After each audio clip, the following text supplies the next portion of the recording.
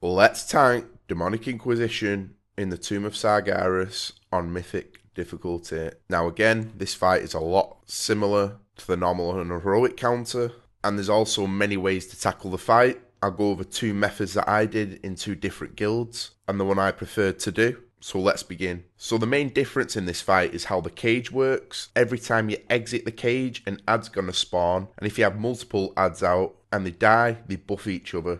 So you need to be wary of this. We found though that it wasn't a great big deal if you had say 5 or 6 blow up at once, but any more than that you need to be a bit wary. You also need to make sure people are hard switching to the ads just to kill them, as them chasing around ranged DPS and healers can really affect these players. Another thing to note about these ads is when they die, they leave a little green swirl which explodes, dealing about 1,000,000 damage, so just make sure you're not standing within these green swirls, as there's a lot of other damage going out in Mythic, so you don't want to be putting your healers too far behind. So the two strategies you can use is you can 2-tank it and always have 1 tank in the cage at all times, and swap during the Bone Saw ability, or you can 3-tank it and just have 1 tank handling the cage, popping out just to reset his debuff and then going back in. Now my preferred strategy is actually the 3-tank strat. It just means there's a lot less chance for any mess ups with a tank swaps or a tank not being in the top phase at any one time, and it just makes the fight a lot simpler. Also, it means that the tank that is down in the cage all the time is always got orbs up for people going in, so you normally have 2 orbs always active, so it helps get people out of the cage a lot quicker.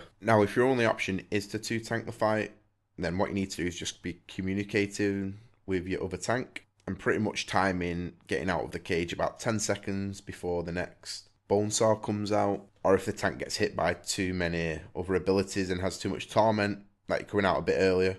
Now when you're in the cage, just make sure you're not taking all the orbs, especially when the healer's in. There's no rush getting them unless something really happens with the tank on the outside where you need to get out quickly.